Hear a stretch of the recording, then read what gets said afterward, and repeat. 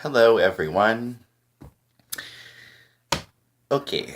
Um, like I said, I usually don't really like making videos on the goth subculture, but I'm gonna put another insight on there, and I don't really care what other people think.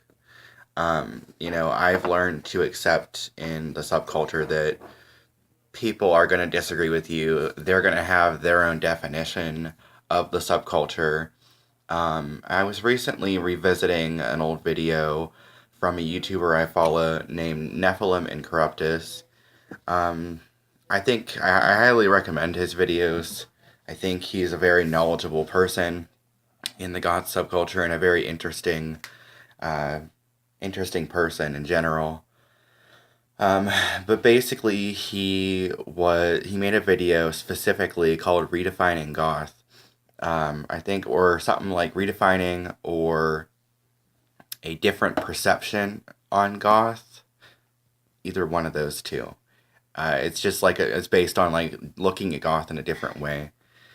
Um, and I when I first came into the scene, I viewed it as just music and just fashion, and that's it. Like I've said in a video before, goth in general has evolved, and in order for a subculture to survive, it has to evolve.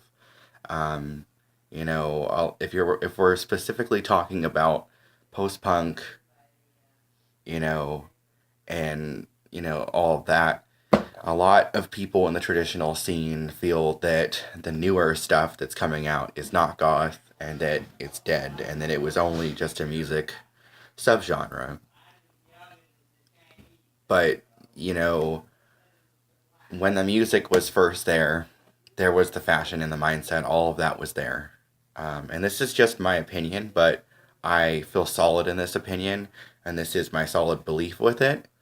And the way Nephilim uh, was explaining goth, he explained it as a dark ambiance or atmosphere that we create with clothing and music and home decor and going out to clubs. And its appreciation of everything dark, spooky, and macabre, and finding beauty in things that are morbid. Um, I still do believe that, post punk music is the basis of the subculture, and if we didn't have those bands, goth would not be what it is today. But yes, I do believe that it has evolved and that it is an all encompassing thing now. Um, and I think that if it was just the music, then why is there fashion? Why is there mindset of everything dark, spooky, and macabre? Why do goths decorate their house spooky? Why do goths like spooky things if it's just music? And I understand a lot of people say, that's all in the music and it's inspired by that. I get it. Yeah, I agree with you. But I think it is much, much, much more than that. Um, you could still, like I said, you could still be a valid member of the subculture even if you don't listen to the music, as long as you respect that that is where it came from, and you are participating in some shape or form of the subculture or another. And I think one of the most important parts of being a goth is that you are darkly inclined, gothically inclined, and that you have an appreciation of everything dark, spooky, and macabre, and find beauty in those things, and want to create that kind of atmosphere for yourself. Some people will disagree with me, but uh, I'm not going to sit here and argue with those people.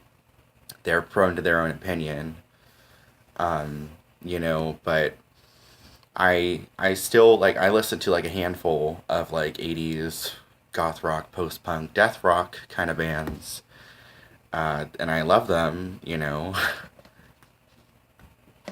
but I also listen to synth pop and EBM and dark electro and industrial, and dark wave and metal and pop and all different kinds of music.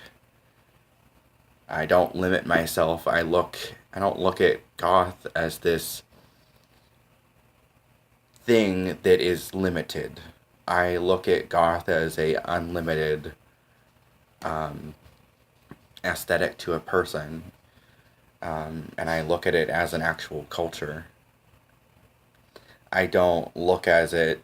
I don't look at it as, a culture that's completely different. But I think also another important part that he was discussing is the departure from the mainstream. And what that basically means is taking a step back from everything that is shoved down our throats, that is expected of us, and creating ourselves by ourselves and not letting other people create us. And I think that's such a strong way to be as a person. You know, Black Friday's boyfriend, well, actually husband now, they were in a video that was filmed. Uh, I have it actually linked on my channel page, and it's titled Goth, and it's a picture of Freya. It's unfortunately subtitled in German, but her husband was talking about how it's easier to be normal. It's easier to fight up against the to it's easier to be normal than fight up against the tide and be different and have to deal with people making fun of you, have to deal with being discriminated in general at jobs everywhere. And he talks about how it just is it's a difficult thing to do, but it's a choice he made to be happy because he's always been that way. And that's how I feel, and that's how most of us feel. But yeah, I think to be at least a valid member, you should at least respect that that's where it came from. You should recognize that you are departing from the mainstream, most of it at least, to create your own person and have an interest in things that are dark, spooky, and macabre and find beauty in them and excitement and joy in that kind of atmosphere. You know, I feel that like the newer post punk or the newer gothic rock bands or, newer bands like that are synth pop or EBM, they're still considered gothic. They still create that kind of dark atmosphere. And I've noticed going to goth clubs that a lot of the electronic music is played versus traditional goth music. And I like the electronic music and I prefer it in a club because I've heard, the 80s and late 70s music over and over and over again. Yes, I do revisit it, but I really wouldn't want to hear this corrosion in a club. Because I've heard Sisters of Mercy so many freaking times, and I've accepted that, the goth scene has evolved and mutated, and a lot of the traditional scene thinks that it is dead because it means something a lot different now than it used to in the 80s. So, that's where a lot of people like to throw in the word elitist. And I don't feel that way. I don't feel that they're an elitist.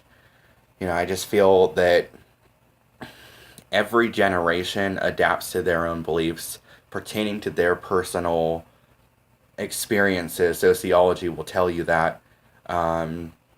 It's a very interesting science and practice and study. But, like I said, your personal experiences create your own reality. And they change you in a way as you keep evolving and keep growing with the times. And I've grown with that time. I've evolved and I've adapted.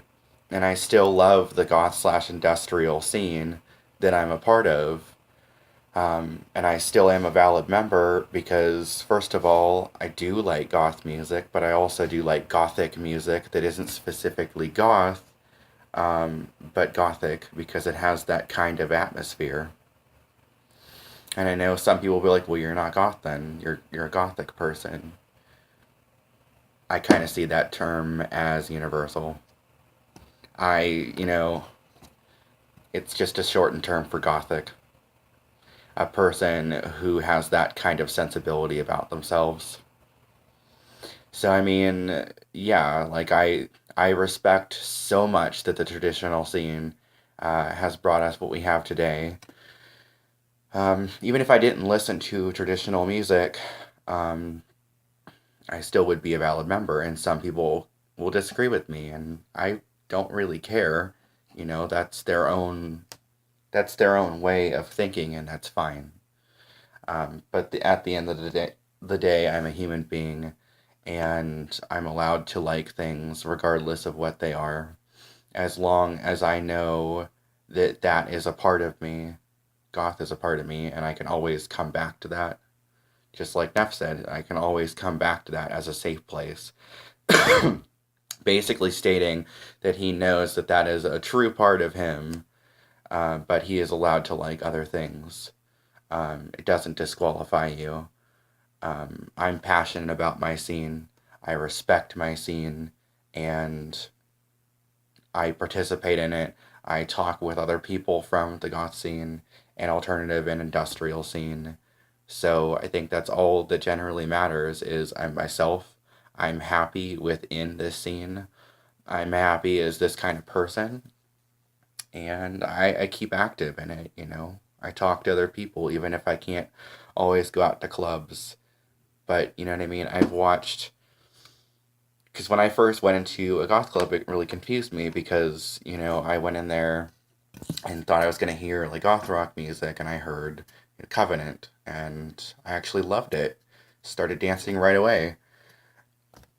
You know, even though it's not quote unquote goth with a capital G, I don't consider myself quote unquote goth with a capital G.